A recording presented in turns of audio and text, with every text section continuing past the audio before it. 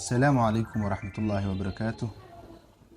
وولالكين أحمد halkaad nagala socotaan waa A Square Ahmed Academy.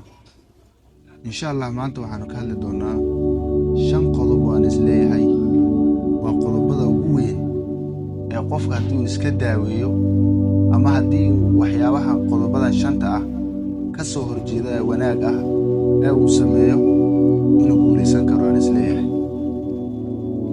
haddaba si aan u guuleysano aniga ugu horeeya adigaan dhageysanaya wixiga sidaynu nolosheena u bedelno sidaynu horumar nololeed aynu u raadino dunidan horumar ayaa la isku dhaafay waa la kala horumaray. haddaba sidaynu guul u gaari karnaa? haddaba waxaan isleeyahay 5 qodob oo muhiim ah ayaan uga hadli doonaa maanta fiidiyogeena. qodobkeena ugu horeeya wuxuu noqonayaa cabsida.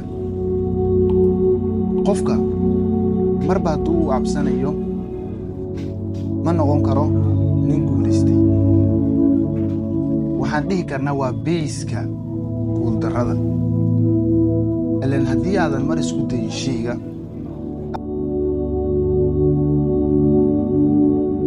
goorma ayaad guuleysanaysaa? shaygan waa ka cabsatay ma aadan tijaabin. ma shay qabow uu ahaa, ma shay kuleel uu ahaa, ma shay dhaxuu ahaa, ma shay laga gudbi karayuu ahaa. adiga waad ka cabsatay oo bannaanka aad ka istaagtay. haddaba waa sidaad bannaanka ugu istaagtay. guriga haddii aadan gelin ma ogaan kartid inuu mugdi yahay, inuu iftiin yahay, inuu dhexdhexaad u yahay. adiga ma garan kartid ee waa ka cabsatay. gudihiisana wax ku jiray ma ogid. haddaba haddii aadan meesha istaagin ee aadan shayga farta u saarin ee aadan lugta la gelin ee aad bannaanka aad ka istaagtay isna meeshiisu wuu kaa taagnaanaya. wuxuu ahaana garan maysid. haddaba waxaan dhihi karnaa cabsida waa beyska. fasil haddii aadan cabsanin waxay dhahaan waxyaabaha wax bedela ee madax lagu noqdo ma ahanay dhahaan aqoonta badanaa ee waxay dhahaan waa dhiiranaanta. ninkan hadduu ku dhiiran yahay shaygan, hadduu isu dhiibo, hadduu dhex galo, isaga ayaa waddo ku furaya ee waddo kuu noqonaya. haddaba marka waxaa muhiim ah qodobka fear la dhahaa inaynu ka saarno nolosheena oo idilsaynu u guulaysano. number 2 waa cudurdaar. cudurdaarada waa sheeyaasha, waa masaabiirada guuldarrada lagu dhiso. kii hore beysku ahaa kan masaabirada guriga aad ku dhisanaysay ayuu kuu noqonaya. mar walba haddii aad cudurdaar la imaadid adigoo wax qabsan kara, wax samayn kara, wax bedeli kara ayaa mar walba waxaad soo hordhigtaa cudurdaar, justification. adiga waxaad leedahay aniga waan xanuunsanahay, xaalad caafimaad ayaa i haysato, wax ma qaban karo.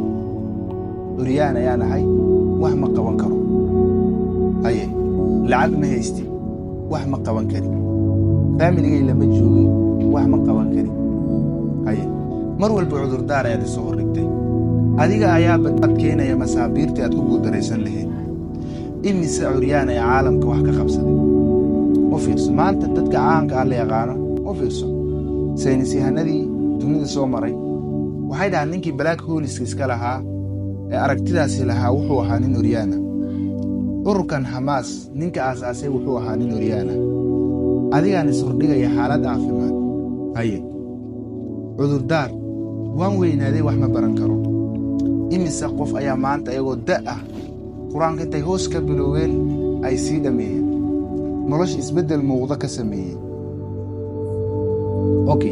haddaba haddii aad mar walba cudurdaari soo hordhigtid uma socotid inaad guulaysatid ee ka saar noloshaada waxyaabaha cudurdaarada ah. ardayga wuxuu ku leeyahay hadda wax ma akhrin karo.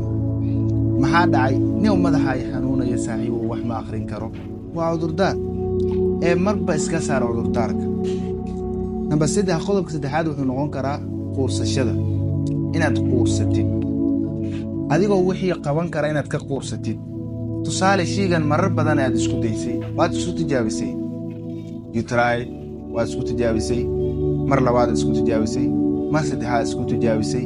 markii afraad waxaa dhacday niyow aniga intaan ka badan ma kari ma adiga ayaa og guusha meesha ay ku xigtay ma adiga ayaa og waxaa la yidhaahdaa in badan oo annaga naga mid ah ma oga in badan oo annaga naga mid ah ma oga guusha meesha ay u xigtay marka ay shayga iska daayaan tusaale aniga magaalo ayaan u socday waan soo socday 2 maalin 3 maalin ayaan u soo socday 4 maalinna maskana u soo socday waxaa iga soo horbaxday buur weyn ayaa iga soo horbaxday haddaba haddii laga yaabaa buurtaan gadaasheeda magaaladii inay tahay haddii aan dhahbal ka waran aniga intaanan soo socday ee buurtaan kuma istaagayo ee waan iska laabanaya magaaladii laga yaabaa 1 saac 2 saac ama buurtaan dusheeda intaad fuushid inaad aragtid magaaladii meesha ay ku jirtay haddaba haddii aad dhaxda ka soo laabatid ka waran guushii intay ku xigtay maxaad u guuldareysatay markaas waa adigoo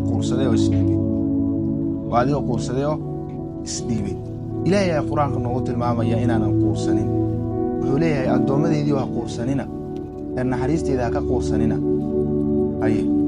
aayaddaas maxaa laga fahmi karaa haddeer naxariista alle inaadan ka quursanin noloshaadana inaadan quursanin oo marbaadan isdhiibin oo haddii aad dhahda ka waran toobadeedoo kale lama aqbalayo oo aad iska fadhiisatid dhibkeeda ay leedahay haddaba waxaan dhihi karnaa quursashadani waa tiirarka guuldarrada ayaan dhihi karnaa haddaba si aynu u guulaysano waa inaan iska ilownaa waxyaabaha quursashada ah waa inaynu rajadeenna dhisnaa waa inaynu samaynaa waxyaabo na dhiiro geliya mar walba waa inaynu akhrinaa buwaagta motivationada waa inaynu dhegaysanaa waxyaabaha motivationada waa inaynu akhrinaa qur-aankii cibaadada alleh waa inaynu kaalmaysanaa si aynu u guulaysano si aynan u quursanin qodobka afaraad waa dib u dhigashada ama wahsiga ninkan in wax walba dib uu u dhigto ama uu wahsado laziness wuxuu ku leeyahay hadhow ayaan samaynaya hadhow ayaan qabanaya ma adiga ayaa og malowga meeshuu kuu soo xigo ma adiga ayaa og goortaad dhiman karto ma adiga ayaa og haddaba khayr iyo wax walba nolosha aad ku gaari karto samee wixii aad maanta qaban karto hadda qabo wixii aad berri qaban laheedna casar qabo isku soo xiji maanta wixii aad qaban laheed hadda qabo wixii berri aad qaban laheedna hadhow qabo eleen adduunyadan waa laba gelin xilligaad gaaraysa lama og khayrkaaga dib ha u dhigan waxyaabihii aad ku guulaysan laheed ee noloshaada horumar ku ahaa dib ha u dhigan oo ha ka wahansan ee joogtee in yar markaad caajistid u soo yaro soco dhallinyarada haddaad tahay u soo yaro soco haddii u soo yaro wareego u soo laabo markaad daashid waxba wahsiga hay soo hordhigin qodobkan noogu dambeeya wuxuu noqonayaa aqoon darro qodobkani waa qodobka ugu weyn haddiiba aadan garanaynin waxaan meesha aad u socotid halka aad u socotid halka aad doonaysid inaad gaartid haddiiba aadan aqoon u lahayn ka waran oo aqoon darro ay ku haysato jahliga waa waxa ugu weyn ee maanta ummaddeena Soomaaliyeed dhulka la gooyay ee arrinteena qabiilka weyn ee waxyaabaha na diday ee na daadiyey ee annagoo idil dhulkana dhigay waa aqoon darro haddaba waxaa muhiim ah inaad aqoon u lahaatid ama aad aqoontooda raadisid maahan aqoonta cid la dhalatay ma lahan aqoontu cid la dhalatay ma lahan qof kasta wuu bartay adigaadan dadaal ee waxyaabahan aad doonaysid inaad ka mira dhalisid ayaga aqoontooda baro oo daa'im oo mar walba u fiirso aqoontooda raadi qofkii aqoon u leh ka qaado qof experience u leh raadi ka baro adi qof soo jeeda noqo ee inuu shaygan uu barto kadibna uu ka mara dhaliyo qof doonaya noqo si aad u gaadho guusha haddaba anigan ugu horreeya waxaynu isku wacyigelinaynaa ama mar walba waxaynu isu sheegaynaa inaynu raadino waxyaabaha aynu ku guulaysan karno nolol ahaan waxyaabaha aynu ku guulaysan karno adduunyadeena iyo aakhiradeena maxaa inoo khayr ah maxaynu ku guulaysan karnaa maxaa sababaya inaan dhacno haddaba waa inaan noqonaa dad soo jeeda ee inay u socdaan inay wax baaraan maanta halkan ayuu noogu egyahay intaan ayaanu idinku talagalay aniga iyo nafteydaba wassalaamu calaykum waraxmatullaahi wabarakaatu